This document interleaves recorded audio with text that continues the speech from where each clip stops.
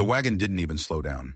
One moment, Emma Whitford was breathing the stale air inside a rattling crate on wheels. The next, she was standing in the middle of nowhere, a ghost in a wedding dress swallowed by a world of white. The driver had grunted something about a wrong turn, about the sun dying too fast, and then he was gone, the crack of his whip swallowed by the falling snow. He never once looked back. She was a package, delivered and discarded. Her thin shoes, meant for a church aisle, were already soaked through, the cold biting at her toes with needle-sharp teeth. Her breath plumed in the air, a fragile puff of smoke against the endless, screaming white of the frontier. She was alone, utterly and completely alone. And then she saw it. Through the curtain of snow, a cabin. It wasn't a home. It was a scar on the landscape, a hunchback silhouette of rough-hewn logs pressed against a line of dark pines. A thin ribbon of smoke crawled from its stone chimney, a desperate signal in a dead world. This wasn't Jonas Pike's ranch. Not even close. Jonas, the man her family had sold her to, had described his property in his short, brittle letters. He'd written of wide plank fences, barns painted the color of blood, and the lowing of 100 cattle. This was a hermit's den, a wolf's lair. Her heart hammered against her ribs, a frantic bird trying to escape its cage. She should run. She should scream. But where would she go? The snow was already erasing the wagon's tracks, erasing her very existence. Before she could gather the courage to knock, to beg for shelter, the cabin door creaked open. A man filled the frame. He wasn't a man. He was a mountain, taller than anyone she'd ever seen, with shoulders so broad they seemed to hold up the storm itself. The amber light of a fire licked at his back, outlining a body carved from granite and old grudges. He wore nothing but a buffalo hide slung over one shoulder, his chest bare to the biting cold, skin the color of polished bronze. His face was a roadmap of hardship, all sharp angles and deep-set shadows. But it was his eyes that stopped her heart. Dark, unblinking, they locked onto hers with an intensity that stripped away the cold, the fear, the flimsy lace of her wedding dress. He saw right through her. Emma's throat closed up. The words she'd planned, the protests, the demands, the pleas, they all died on her tongue. All she could manage was a broken, trembling whisper that the wind stole before it could reach him. I shouldn't be here. He didn't move, not at first. He just watched her, his expression unreadable, as if he were deciding whether she was a threat or a ghost.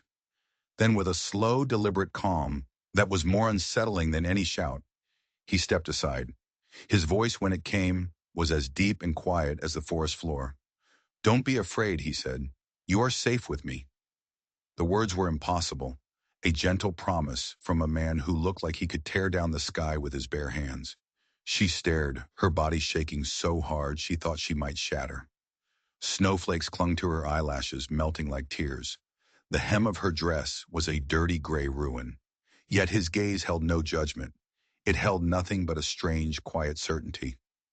Hesitantly, as if stepping into another world, she crossed the threshold. Warmth enveloped her instantly. The smell of pine smoke, brewing coffee, and something else. Something wild and clean, like damp earth after a storm. The cabin was a single room, sparse but immaculate. A fire crackled in a massive stone hearth, its flames dancing like captured spirits. On a simple wooden table sat a single tin cup and a half-finished carving of a bird, its wooden wings still rough, still yearning for flight. She dropped her small, pathetic bundle of belongings by the door and clutched her shawl to her chest like it was the last piece of armor she had left. He closed the door, shutting out the howl of the wind, and the world shrank to the size of this one small room, this fire, this terrifying, silent man. In the shifting firelight, she could see them clearly now. The scars, pale, silvery ridges that crisscrossed his shoulder and snaked down his powerful arm. A history of violence written on his skin. He didn't ask her name. He didn't ask how she'd ended up on his doorstep in the middle of a blizzard, dressed for a wedding that would never happen. He just moved to the hearth, lifted a kettle from the hook, and poured steaming water into the waiting cup. He set it on the table and gestured for her to sit, a simple command without words.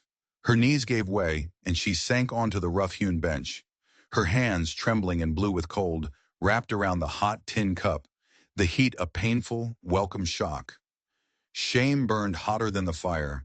Shame for being a piece of misplaced mail, a human error. A daughter her family had shipped west like unwanted livestock, sold to a man named Jonas Pike. And now she was here, a guest or a prisoner in the home of a stranger whose silence was louder than any accusation.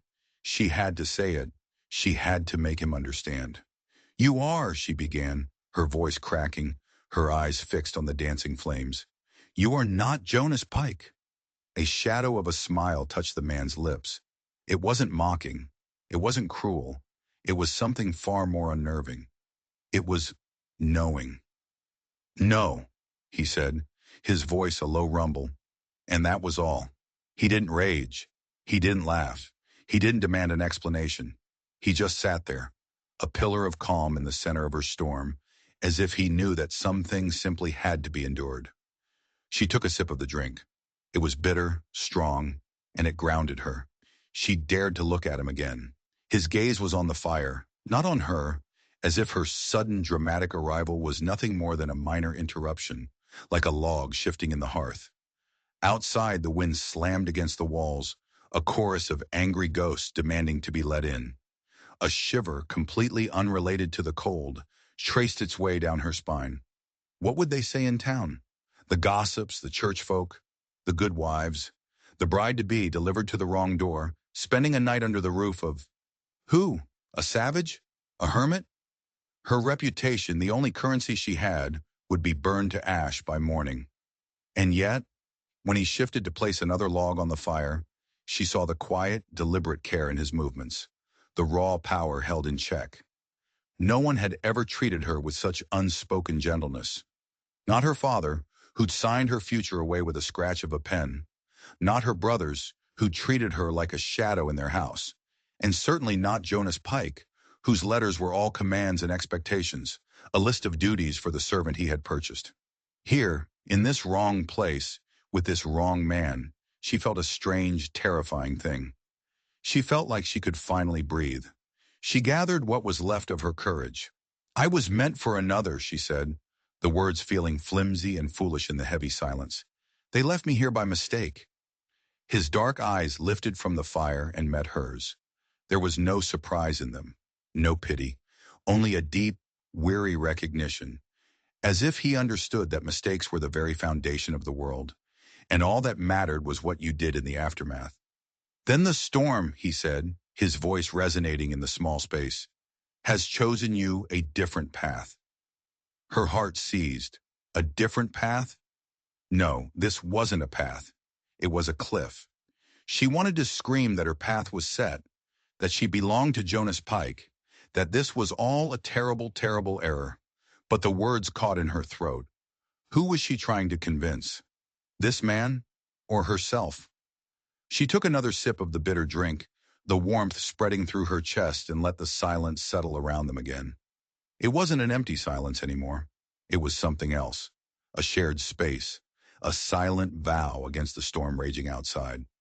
For the first time, she wondered if safety wasn't a contract signed in ink, but a simple cup of coffee offered in a stranger's cabin. Her eyes drifted to the carving on the table. The bird. Its wings were half-formed, reaching for a sky they couldn't yet touch. She wondered if he was carving it to set it free, or to keep it frozen in wood forever. The storm howled, rattling the single window pane. She felt an urge to see, to look out at the world she was supposed to be in. She rose and went to the window, pressing her palm against the frosted glass. The warmth of her hand left a brief, clear circle. Out there was nothing, just a swirling vortex of white. The road had vanished. The tracks were gone. It was as if the wagon, the driver, her entire past life had never existed at all. Her own reflection stared back at her, a pale, haunted girl in a ghostly white dress.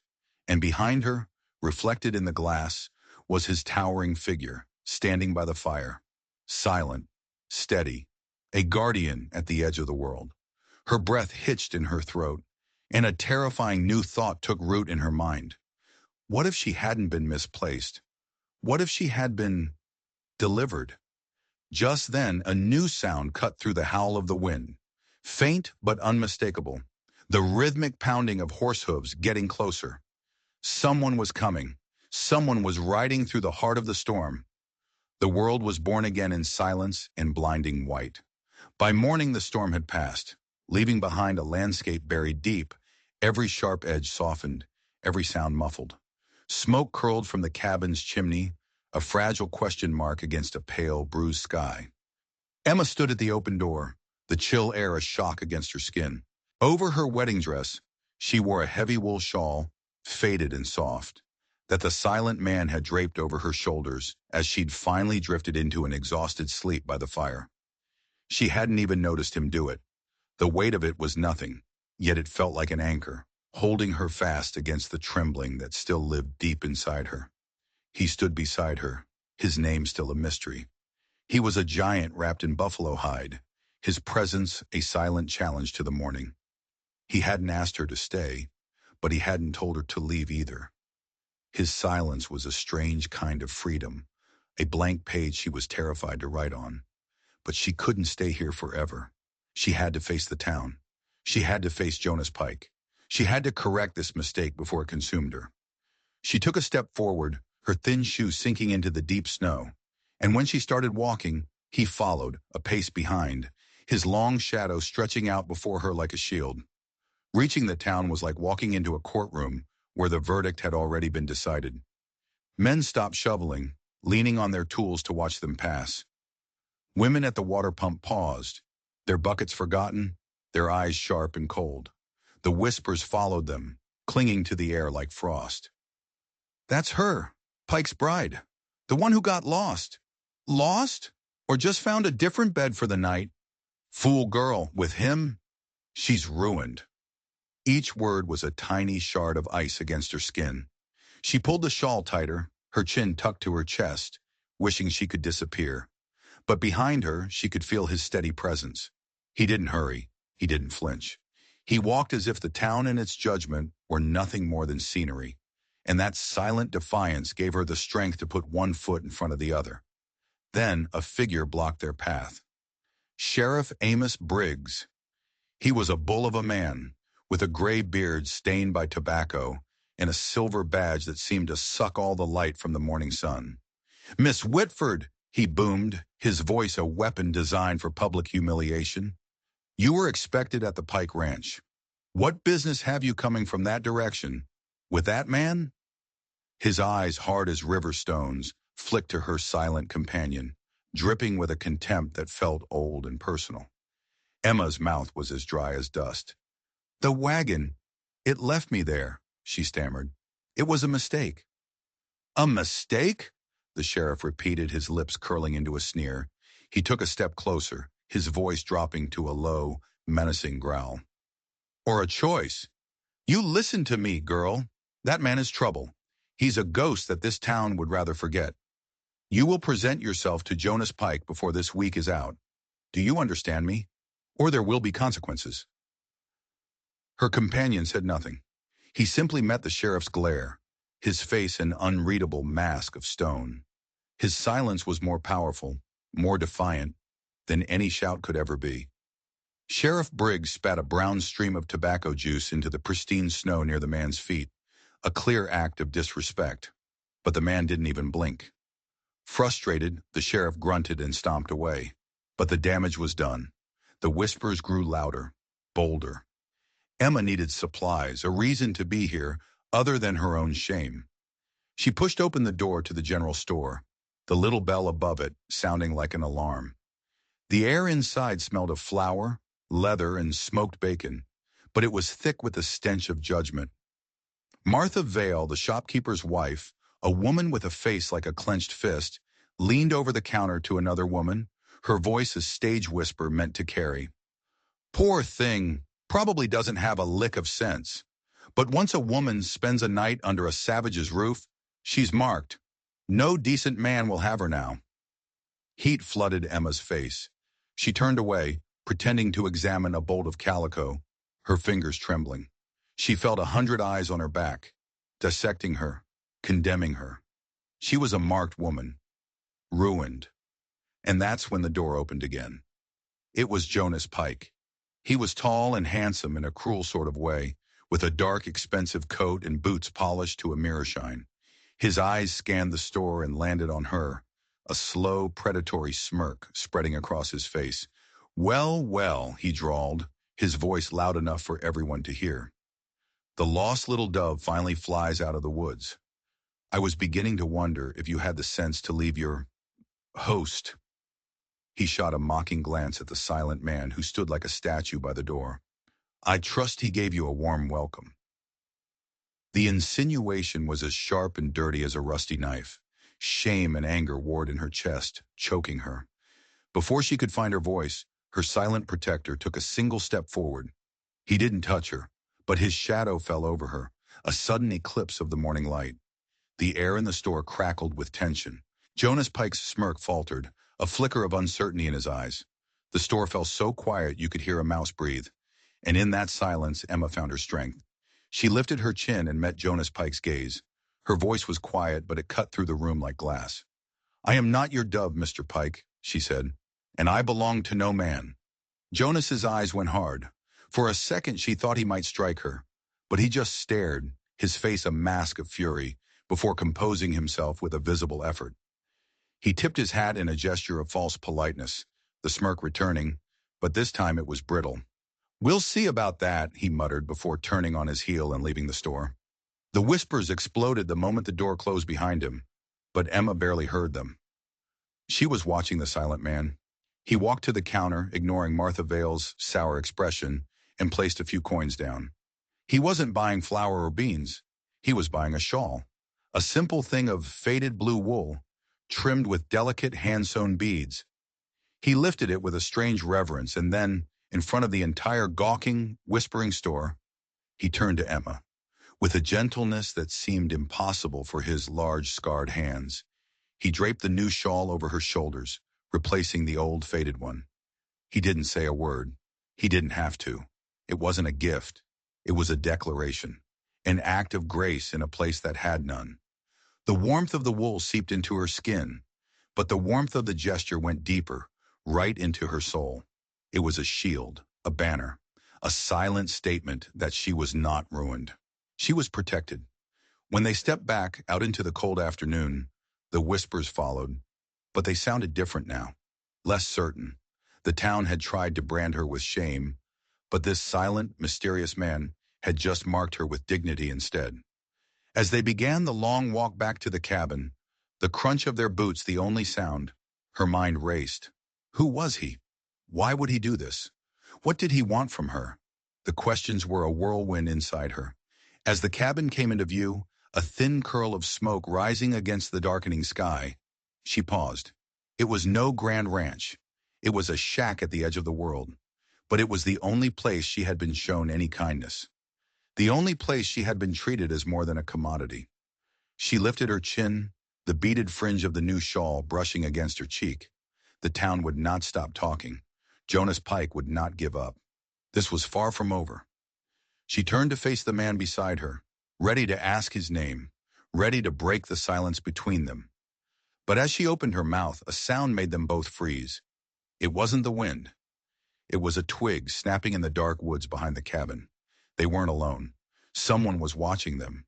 The cabin became a world unto itself, a fortress of silence against the howling judgments of the town. Snow fell again that evening, thick and heavy, burying the landscape, burying the path back to that other life. Inside, the fire crackled, a hungry, living thing. Emma sat near it, trying to mend a tear in an old blanket, but her hands wouldn't stop shaking. She told herself that survival was about small, useful tasks, a neat stitch, a swept floor, a bit of order in the chaos. But every push of the needle felt like she was trying to sew together the frayed edges of her own life. He moved around her in a quiet, predictable rhythm. Out into the swirling snow to split wood, the rhythmic thwack of his axe a steady heartbeat in the storm. Then back inside, his arms piled high with logs, a gust of frigid air chasing him through the door. Snow melted in his dark hair and on his bare shoulders, trickling down his scarred skin like rain. He'd stack the wood by the hearth, never looking at her, his focus entirely on the task at hand. His name was Takakota. She'd heard a child whisper it in town, a name spoken like a secret or a curse. Takakota. It felt ancient and strong, like him. She watched him, her gaze tracing the pale, jagged map of his scars. What battles had he fought? What monster had left its claws in his skin? He carried his wounds without shame, as if they were just another part of the landscape of his life. Once his eyes met hers across the flickering flames, and a jolt went through her, hot and sharp. She looked down quickly, her cheeks burning, feeling like she'd been caught trespassing in a place she had no right to be. The silence in the cabin stretched on, thick and heavy. To fill it, she tried to remember the letters from Jonas Pike. They were all about what he expected from her.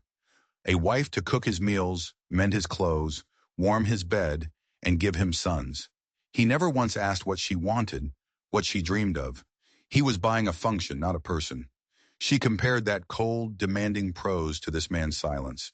And she realized this silence was not empty. It was full of respect. It was the absence of demands. It was space. Finally, she couldn't bear it anymore. The truth had to be spoken, if only to the fire. "My family sent me away," she whispered, the words tasting like ash. "A daughter is a mouth to feed. A wife is a pair of hands to work. They thought Jonas Pike would have me, that I would be useful." She choked on the word. But even that was a mistake. Takakota was stirring the embers with an iron poker, sending a shower of sparks spiraling up the chimney. He didn't look at her. His voice, when it came, seemed to rise from the earth itself. "The snow covers all wounds," he said, "but spring remembers." She frowned, turning the strange words over in her mind. Was it a promise or a warning? Did spring bring healing, or did it uncover old graves? She didn't know, but the words settled deep inside her, heavy and true. She picked up her sewing again, but her hands were still shaking. Later, she rose to get a cup of water from the kettle hanging over the fire. As she reached for it, his hand came out of nowhere to steady the handle, his fingers brushing against hers. The contact was electric, accidental, but it sent a shockwave through her entire body. The warmth of his skin, the calloused strength in his grip.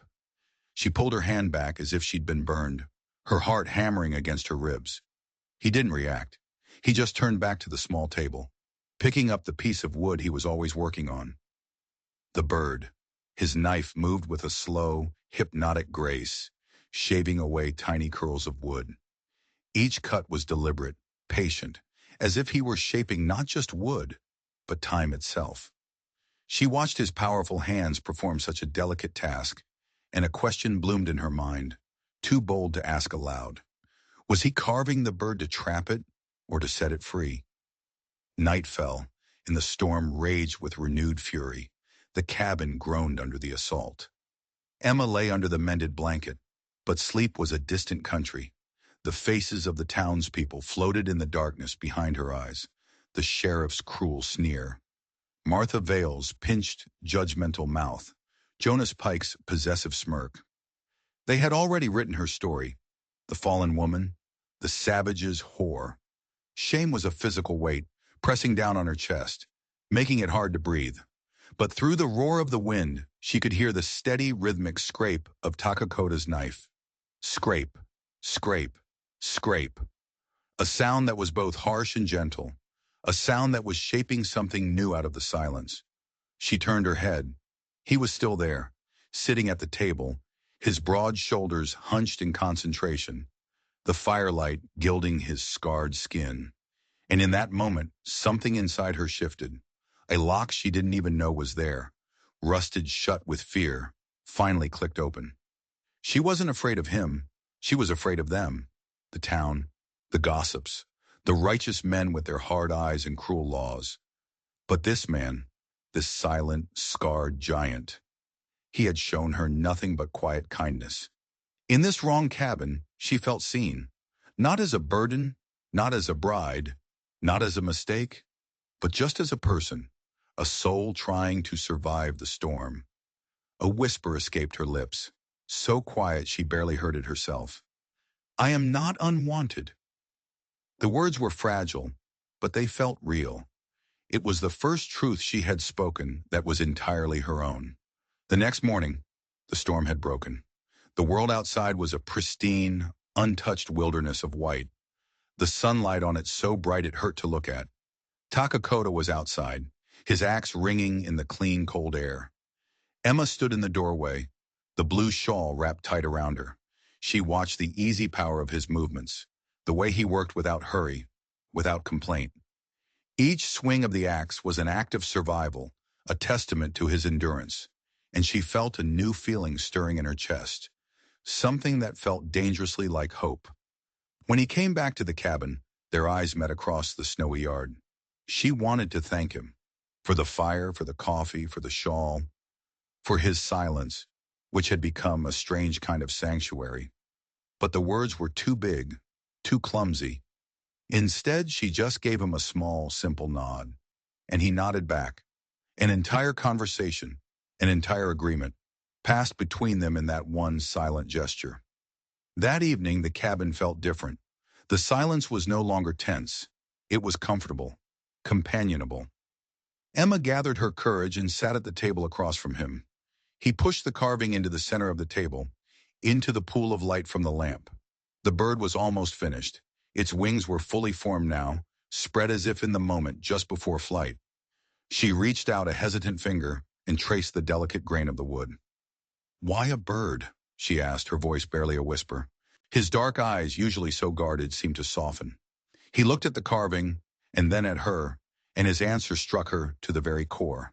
"Because," he said, his deep voice full of a sorrow she couldn't begin to understand, "even in snow, it dreams of sky." Her breath caught in her throat. He wasn't just carving a bird, he was carving a prayer, a longing for freedom, her freedom or his. For a long moment they just looked at each other, the unspoken truth hanging in the air between them. Hope. It was terrifying. And then the sound came. Hoofbeats, not one horse this time, but several. Close, and getting closer. They were coming through the snow, fast and urgent. Emma's blood ran cold. The world, with all its judgment and its laws, was coming to reclaim her, and she knew, with a certainty that chilled her to the bone, that it would not come in peace. Spring arrived not as a gentle guest, but as a reluctant thaw, dripping from the eaves, turning the world to mud and slush. But the melting snow didn't wash away the town's scorn. It only seemed to sharpen it. Emma was no longer the lost bride. She was Takakota's woman, a title spat like an insult. On Sundays, she'd try to find a seat in the back of the small church, the beaded shawl a silent armor around her shoulders. But the moment she entered, a hush would fall. The preacher's sermon would falter. After the service, the women would gather in tight, whispering knots, their glances like stones. "Once a woman shares a fire like that," Martha Vale would say, her voice carrying easily, "no prayer can make her clean again." The words were meant to wound, and they did. Sheriff Briggs made a point of waiting for her outside, leaning against the hitching post, his face a thundercloud. "You've lingered long enough in the shadows, Miss Whitford," he'd say, his voice loud for the departing congregation. "Jonas Pike is a patient man, but he's not a saint. You'd do well to remember who you belong to." One day she found the courage to answer back. "I do not belong to him," she said, her voice shaking but clear. A gasp rippled through the onlookers. Briggs's face darkened. "Then you've chosen your shame," he snarled. "Don't expect this town to show you any pity." Takakota would always be there, standing a few feet away, a silent, towering presence. He never spoke, never threatened. But his stillness was more menacing than any weapon. It unnerved them. It made them hate him more. That night back in the cabin, the weight of it all came crashing down on her. "They're right," she sobbed, the tears she'd held back for so long finally breaking free. "They all look at me like I'm ruined, lost. Maybe I am." Takakota didn't offer empty words of comfort. Instead, he reached into a small wooden box he kept by the hearth and took something out. It was the carving, the bird. It was finished. He had sanded it smooth, its wings spread wide, every feather exquisitely detailed. It looked so real it seemed it might draw a breath and fly away. He placed it gently into her trembling hands. The wood was warm, smooth, and perfect. "Why?" she whispered, her tears falling onto the polished wood. "Why are you giving this to me?" His voice was low, a deep rumble that seemed to come from the very floorboards of the cabin. "Because you stay." The words hit her with the force of a physical blow. It wasn't about the storm, or the town, or Jonas Pike. It was about her choice. In all her life, no one had ever acknowledged her choice. She had been passed from her father to a stranger, a piece of property. But Takakota saw her differently. He saw her as a person who had made a decision to stay. In that moment, holding the wooden bird, she felt a fierce, unfamiliar pride bloom in her chest. She wasn't a victim. She was a survivor. She had chosen. But their quiet life was a fragile thing. The whispers in town were curdling into something uglier. One evening, a friendly trapper passing by gave them a warning. "You ought to be careful," he said, not meeting their eyes. "There's talk in town. Jonas Pike's been buying whiskey for a lot of men. Sheriff Briggs is turning a blind eye. They're saying it ain't right, you being out here with him. They're talking about rescuing you." Rescue. The word was a lie. They meant to drag her away, to punish him, to restore their cruel version of order. That night the air in the cabin was thick with unspoken fear. Emma sat by the fire, clutching the carved bird. "If they come for me," she whispered, the words tearing at her throat, "they'll kill you." Takakota met her gaze across the flames. His face was calm, but his eyes burned with a fire she had never seen before. "Then," he said, each word as heavy as a stone, "they will see a storm." It wasn't a boast. It was a promise. She finally understood. His silence wasn't passivity. It was power held in reserve, a deep, dangerous patience that was about to run out. Her shame was gone, burned away and replaced by a cold, hard resolve. Let them come. She didn't have to wait long. A few nights later, she was jolted awake by a sound she had been dreading. It wasn't hoofbeats this time. It was a splintering crash. A rock, the size of a man's fist, had been thrown through their small window, shattering the glass. Wrapped around it was a piece of dirty paper. On it, scrawled in charcoal, were two words: "Get out." This was it, the final warning. She looked at Takakota. He was already standing, his face set like granite. He moved to a loose floorboard near the hearth and lifted it. From the dark space beneath, he pulled out a rifle, its long barrel gleaming in the firelight. He didn't have to say anything. The time for silence was over. The town was coming to pass its judgment, and they would be ready. She spent the next day in a blur of activity, helping him board up the shattered window, securing the door. Every hammer blow echoed the frantic beating of her own heart. The fear was a cold knot in her stomach, but beneath it was something else. A warrior's spirit she never knew she possessed. She was no longer the frightened girl in the wedding dress. This cabin was her home. This man was her partner, and she would not let them be taken from her without a fight. As dusk fell, a strange quiet descended. The wind died down. The forest held its breath. It was the calm before the battle. Emma stood by the hearth, her white dress, which she'd kept and cleaned, glowing in the firelight. It was no longer a symbol of a failed marriage, but a banner of her defiance. She had arrived in it as a victim. She would face them in it as a queen in her castle. Then came the sound. A low rumble at first, growing steadily louder. The sound of angry men, fueled by whiskey and self-righteousness. And then, the flicker of light. One torch, then another, then a dozen, their flames like angry eyes in the darkness, bobbing and weaving as they came through the trees. They were here. Emma stood tall, her heart pounding a frantic rhythm against her ribs. Takakota rose behind her, the rifle held loosely in one hand. He was no longer a silent protector. He was the storm, and he was about to break. The first fist hammered against the door, the sound like a crack of thunder. And in that moment, Emma knew that her life, one way or another, was about to be decided. "Open this door, Emma Whitford." Sheriff Briggs's voice was a raw, ugly sound, amplified by the night. "We're here to take you out of this den of sin. Come out willingly, or we'll burn it to the ground with him inside." The mob roared its approval. Their torches threw dancing, monstrous shadows against the cabin walls. Emma could see their faces through the cracks in the door. Faces twisted with hate, with ignorance, with the cheap courage that comes from a bottle. And in the front, standing beside the sheriff, was Jonas Pike, a triumphant smirk on his face. This was his victory party. Her first instinct was to hide, to cower behind the massive, silent man who stood ready to die for her. But then she looked down at the carved bird she still held in her hand. Even in snow it dreams of sky. She would not be a cage bird. Not anymore. She had found her own sky, right here in this little cabin, and she would fight for it. Takakota moved to stand in front of her, a human shield. "You don't have to do this," he said, his voice a low growl.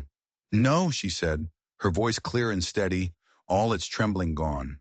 "I do." She set the bird carefully on the mantelpiece, smoothed the front of her white dress, and walked to the door. She took a deep breath and pulled it open. A wall of noise and heat hit her. The angry shouts, the crackling of the torches, the smell of whiskey and sweat. The mob fell silent, stunned to see her open the door herself. She stood on the threshold, bathed in firelight, her head held high. "You say I am lost," she said, her voice ringing out in the sudden quiet. "But I was never lost. I was discarded. You," she pointed a trembling finger at Jonas Pike, "left me to die in a blizzard because I wasn't delivered to your doorstep like a bag of flour." She turned her gaze on the sheriff. "And you talk of the law, but you do nothing. A woman is abandoned, and you call it her shame." She took a step forward, out of the cabin, into the cold night air. "This man," she gestured back to Takakota, who now stood in the doorway, a towering shadow of righteous fury, "gave me shelter when you would have let me freeze. He gave me warmth. He gave me respect. He asked for nothing in return. That is more than any of you so-called decent men have ever offered." A murmur went through the crowd. Some of the men shuffled their feet, their drunken certainty beginning to waver. But Pike wasn't having it. "She's bewitched," he screamed. "He's filled her head with savage lies. She's mine. Her family promised her to me." He lunged forward, his face a mask of rage, his hand reaching out to grab her arm. He never made it. Takakota moved with a speed that was terrifying. He was not a man. He was a force of nature. One moment he was in the doorway, the next he was between her and Pike. He didn't use the rifle. He didn't need to. He caught Pike's wrist in one massive hand, and with a simple, brutal twist, he forced the larger man to his knees, a scream of agony tearing from Pike's throat. The mob gasped, taking a collective step back. Takakota held him there for a long moment, Pike whimpering in the snow, utterly broken and humiliated. Then, with a look of pure contempt, he released him. The act of mercy was more frightening than the violence itself. It was the act of a man with absolute power and absolute control. Then the final piece of the puzzle clicked into place for Emma. The driver. The mistake. The town's immediate condemnation. It was all too perfect. She turned her blazing eyes on the pathetic, kneeling form of Jonas Pike. "It wasn't a mistake, was it?" she said, the realization dawning. "The wagon driver, you paid him. You paid him to leave me at Takakota's cabin." Pike, holding his injured wrist, looked up at her, his face contorted with hate, and in his eyes she saw the truth. "You wanted me to be ruined," she whispered, the horror of it sinking in. "You wanted me to be so shamed, so broken, that I would have no choice but to crawl to you and beg. You wanted a slave, not a wife." A stunned silence fell over the crowd. The lie they had all been telling themselves had just been ripped away, exposing the ugly truth beneath. "She's right," a voice said. It was the preacher who had been standing at the back of the crowd, his face pale. He stepped forward, his eyes filled with a shame of his own. "We have been party to a great sin this night. This is not about law or decency. It is about one man's cruel pride. This woman has made her choice, and this man has shown her a kindness we have denied her. Let them be." Sheriff Briggs opened his mouth to protest, but the tide had turned. The men started lowering their torches, their drunken rage evaporating, replaced by shame and confusion. They had been manipulated, used as a weapon in Pike's twisted game. One by one, they began to drift away, melting back into the darkness of the trees, leaving Pike and the sheriff alone in the snow. Briggs gave Takakoto one last look of pure hatred, spat on the ground, and then turned and walked away, his authority shattered. Jonas Pike scrambled to his feet, clutching his wrist, and stumbled after him, his triumphant night ending in total disgrace. Emma and Takakoto were left alone, standing in the trampled snow, the dying torches hissing around them. The silence that fell was different from any they had shared before. It was a silence of victory, of peace. She reached out and her hand found his. His fingers, warm and strong, closed around hers. She looked up at his face, at the scars and the shadows, and for the first time, she saw not a stranger, but her home. The storm had passed. Not just the storm of snow, but the storm of hate, of judgment, of fear. They had faced it together, and they had won. She leaned her head against his powerful arm, the rough wool of his shirt against her cheek. "We will build our life here," she said, her voice a quiet vow in the vast silent night. "No matter what." He didn't answer with words. He simply squeezed her hand, a silent promise that was stronger than any oath. As they turned to go back inside, back to the warmth of their fire, Emma looked up at the night sky. The clouds had parted, and a million stars were scattered across the velvet blackness, cold and bright and beautiful.